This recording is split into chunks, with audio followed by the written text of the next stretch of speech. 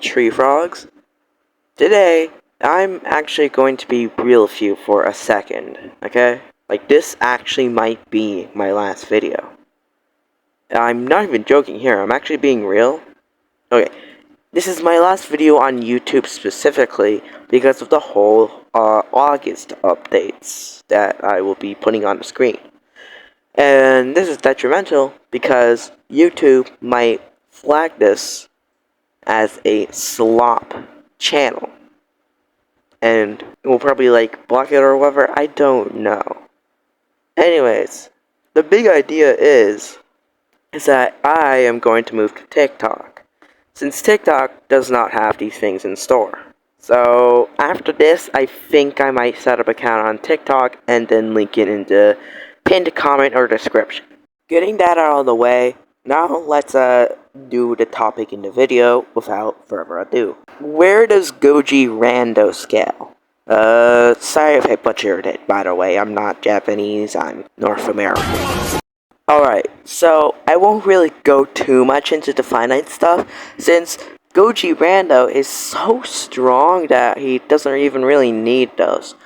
However, I think it'll be still notable to use that since, I think it's pretty cool. So skip to this time frame if you want to get to the meat and potatoes. Now let's first do attack speed since it was the first calculation I did. So there's some calculations that gets gojirando's atomic breath to around faster than light plus speeds. And his atomic breath attack potency should be around multi-continental. However, there should be more to this, since apparently Godzilla physiology should mean that every Godzilla's atomic breath is subatomic destruction. I'm currently showing you how gojirando is a variant of Heisei Godzilla, which has subatomic destruction. So, that's all the finite scaling I could find of gojirando, which isn't much, but hey, at least there's some fail-safes that get him to multi-continental, the Dwarf Star. And also, he can make pocket dimensions by saying words. And this is his voice actor saying that alongside with Mafrakun. So, he also has, I think it was galaxy level scaling and pocket dimension manipulation, which goes from galaxy level to 4th dimensional. The reason why I say 4th dimensional is because a starry sky would imply space-time, like the space and time continuum, which is a 4th dimensional construct, granting Godzillaland 4-dimensional scaling. Circling back to a lower tier scaling but higher at the same time, we have a super deformed Godzilla, and this is implied to actually be the same Godzilla as gojirando. And here is a video explaining that. Also, this is explaining, not taking it as the actual work of the author. So, if some of these characters look familiar to you, there's one place you might have seen them, in the 1990 Japanese version of Godzilla-kun Great Monster March on Game Boy. Yeah, so circling back to Godzillaland, in 1984 the game Godzilla-kun came out for MSX based on Godzillaland. Then in 1990, this game was remade for Game Boy and called Great Monster March, but instead of the Godzillaland branding, this version is based directly on the manga we're talking about today. So basically, what I'm trying to say here is that Super Deformed Godzilla and gojirando actually have the same role and potentially is implied to be the same character. Now, I don't really believe this myself since it is pretty debunkable and it's not really, it's pretty vague, honestly. However, the reason why I'm saying this is because Super Deformed Godzilla actually has infinite power tiers. And Super Deformed Godzilla scales to this infinite power tiers since tiers are actually made from the body, which means that Super Deformed Godzilla actually makes and can actually store these infinite power tiers. And since the tiers are infinitely more powerful than anything finite, then that means super deformed Godzilla-kun is able to be infinite, three-dimensional, and apparently gojirando too. However, I don't really think that this is canon, and even then, gojirando still has fourth dimensional scaling, so it doesn't really affect them, but there is that. Now for the much higher scaling that gojirando has. And yeah, it's pretty high into the tiering system. So, one of the characters in this universe is actually able to alter the mathematical concept, turning 5 into 3, as shown here. I say altering because Marfa Larva actually changed it in a small way, from 5 to 3. And altering a concept is actually listed in one of the requirements for conceptual manipulation.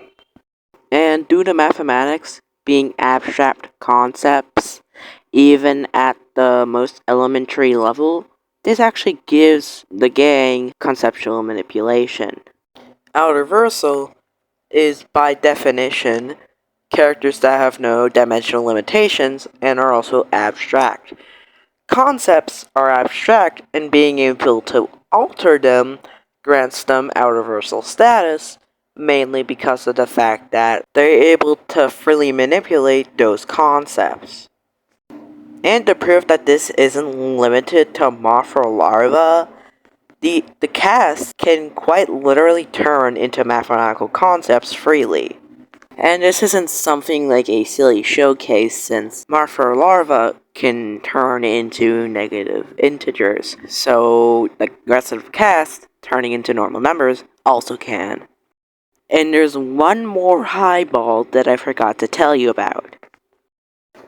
So, you know ontological parsimony, right? The act of every single explanation is at its simplest form, or whatever it was. And because we don't really know who created math in the first place, we could argue that the Godzilla cast actually created the concept of math via the implications and the fact that, well, in this verse, we don't know who created math. So what I'm hinting at is that hypothesis A is that Mafra-kun or Rodan made the concept of math, and it would have less questions about it. Or hypothesis B is that some random person made math that we kinda don't know who it is. And if they did, then that means that they would scale to all the abilities of mathematics manipulation. This is interesting because mathematical manipulation includes infinity, which is a mathematical integer. This is interesting because to be able to manipulate or harness the power of infinity, you also have to rival it on that same tier of power.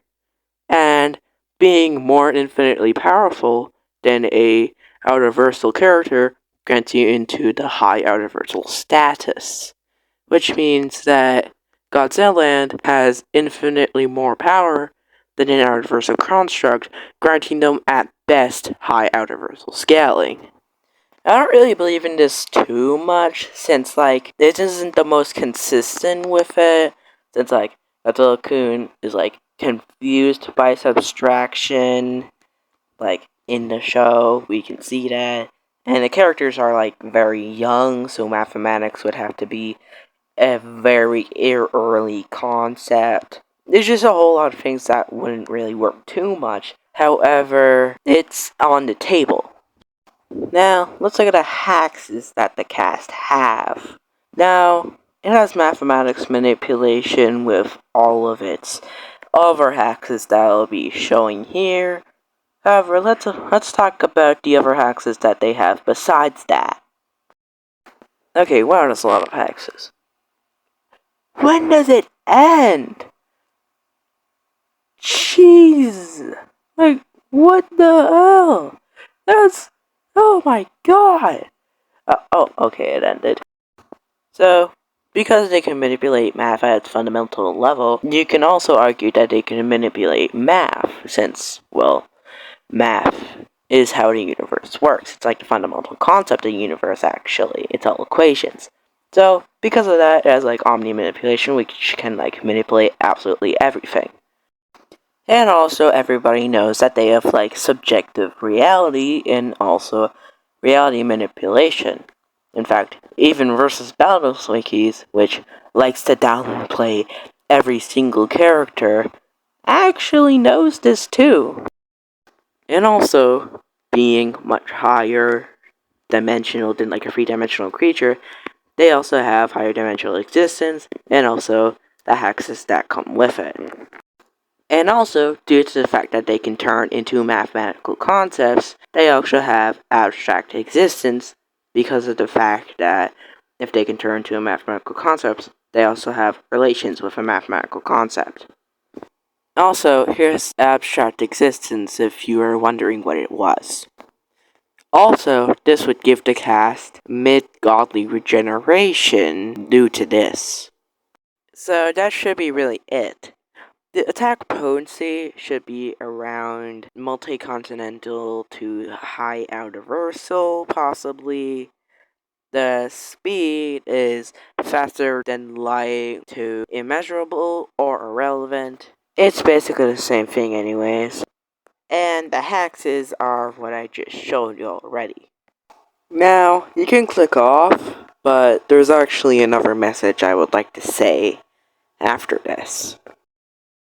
This is mainly going to be unedited, but thank you for everything that you've done.